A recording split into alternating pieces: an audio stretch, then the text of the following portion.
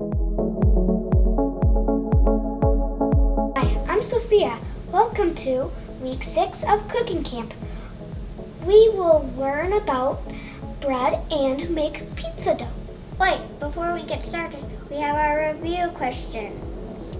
Guys, it's Miss Livermore or Tara and Miss Harrington or Katie.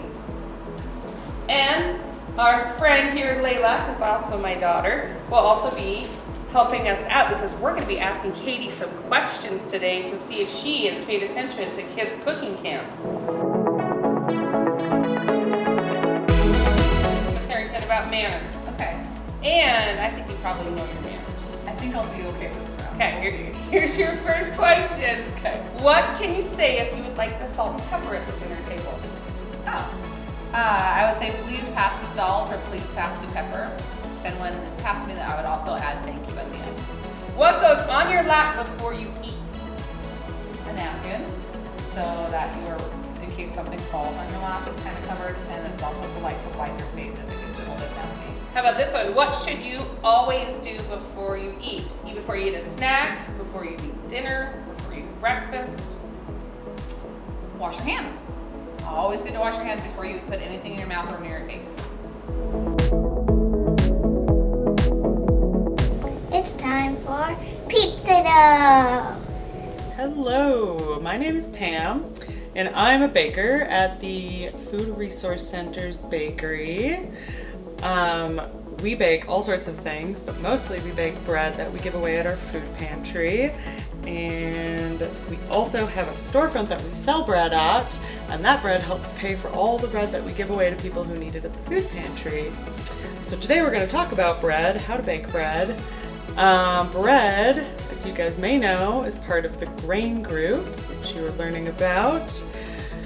There's different kinds of bread. There's white bread, whole wheat bread, pizza dough, which we're going to make today, is a type of bread. Bagels, there's pita bread, there's crackers actually would be a type of bread too. Anything that you can think of that you might put peanut butter and jelly on or melt cheese on, eat as toast, all of those things are bread. So pizza falls into the category of bread because it uses flour. There's a bag of regular white flour, and this one is whole wheat flour, which is a little bit darker. It's actually better for you though because it has all parts of the wheat grain in it, which comes from a plant. If you didn't know that, flour comes from a plant originally. It's a piece of grass, and we take the seed and we grind it down to make flour. And some flours, we take parts of the seed out before we turn it into flour. Some flours we leave the whole seed in, and that's what whole wheat flour is. And then white flour comes from just one part of the seed. So we take like the shell off the seed and we take some parts out, and then we just grind it down to a little bit more, we'll call it a little more plain product. For this pizza dough, we're gonna use white flour today, but when you guys make this at home, if you wanna use whole wheat flour, you can do that too. I'll tell you how to do that while we're making it. But the whole wheat flour is a little better for you because it has some healthier things like proteins in it. All right, to make our pizza dough, the first thing we're gonna do is we're gonna measure out our water. And if you can have your water just a little bit warm, we're gonna talk about yeast in a minute, and they really like warm water, not hot though, just where if you put your finger in it, you think, oh, that's nice and warm, but it's not too warm. Because if it's too warm, you can actually kill your yeast because they are alive. So we wanna just give them a slightly warm bath. So I have my yeast here, kind of looks like sand. If you have some at home, it might come in a jar, it might come in a little foil packet that you tear the top off and pour it in. We are gonna use 2 teaspoons. I'm gonna 1 teaspoon, and I'm gonna dump that right on top of my water. Just let them float around in there. And when you put it in the teaspoon, you can just kind of take your hand and swipe it over the top to wipe any extra off. Dump that guy in. Yeast away. And then I'm gonna mix these guys into the water a little, get them nice and wet. So yeast, this might gross some people out, is actually a type of fungus, just like a mushroom. And they're alive right now, or they will be alive once we get them swimming in the water here. But they kind of go to sleep when they're all dried out. Like they don't do anything, they're not active. And when we put them back in water and get them wet, they come back to life, and they are the magic of bread, because they are what make it rise, give it all those little bubbles that you see when you eat a peanut butter and jelly and there's all those tiny little holes in your bread. That's because these yeast are gonna be burping out gas, and it's gonna make all those little holes in your bread. But we want to give them a chance to get nice and wet before we add our flour, because once the flour goes in, it's kind of a water hog, and it won't leave any water for the yeast. And if they don't get enough water, then they don't come alive and do their job. Okay, so we've mixed those in pretty well. So now I'm just gonna let that hang out for a little bit. We're gonna let those yeast keep swimming. And we're gonna measure our flour next. And go to my recipe. It says I need 2 3/4 cups of flour. I'm just gonna scoop it in there, get it nice and full. And just like I did with my yeast, you can just kind of take your hand, and if you can do this without spilling all over the counter, good for you. I'm probably gonna spill. Scoop it back in there, whatever's extra, so that you've got a nice flat top there. That's 1 cup. Dump that in the bowl. Measure 1 more of those.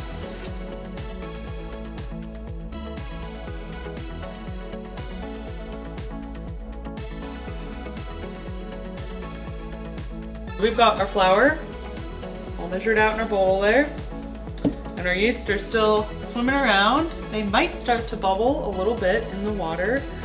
That's awesome. That means that they're ready to do their job and go to work. We're not quite ready for them yet. Next to our flour, we are going to add salt. Same guy we used to measure out the yeast, we're going to use to measure our salt.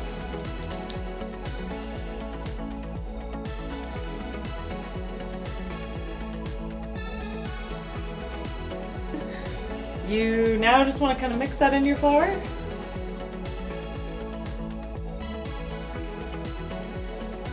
I'm gonna take this and pour it right into my water now that my yeast have had time in the water by themselves. I'm just gonna add this to it. Go 1 and 2. Now we're just gonna take this and dump it on in. Now we're just gonna take our spatula or our hands if you really want, and we're just gonna start mixing the water.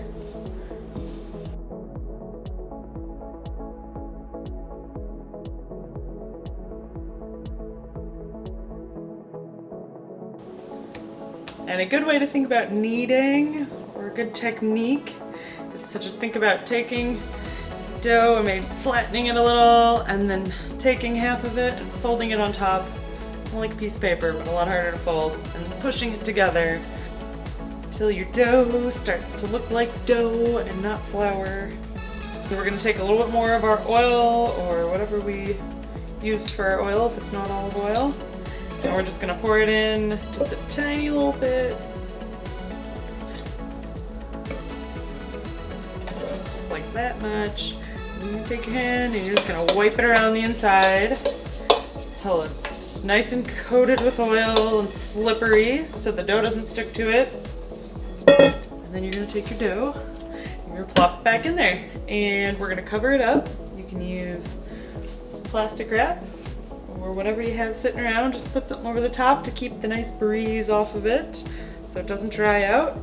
And all those little yeasts that we put in there are going to start to do their magic and create a whole bunch of bubbles in here, because they're mixed in with the flour and the water and everything in this dough now. They're mixed in there and they're distributed throughout the dough, and they're going to start to create little bubbles, and that's going to cause this to blow up like a balloon, which is what bread does in the oven and how it gets nice and poofy, like a nice soft hamburger bun. Set that aside for about, if you have a nice warm kitchen, an hour, maybe even less than that. You can check on it every maybe 15-20 minutes and see how it's coming along. But that ball was about that big. We're gonna wanna let it grow till it's about that big, so almost twice the size it was.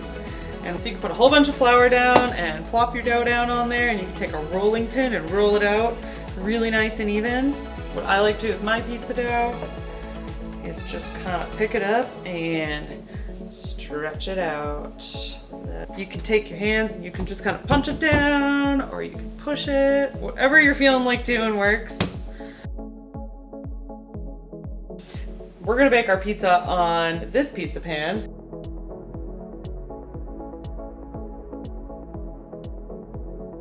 Okay, now we're ready for our toppings. Put some of your sauce and your veggies and your cheese and whatever else on here. Our oven should be good and hot if it's been at least a half an hour. So 400 degrees, make sure you have it set at that. We're gonna just slide this in right on the middle of the oven somewhere on a rack. We're gonna give it 15 minutes. And after that, we'll check on it. We'll see if it looks like it's done. You want it to have a nice tan color, kind of like the pizza you get from Pizza Hut or DiGiorno or whatever. It has that nice golden color.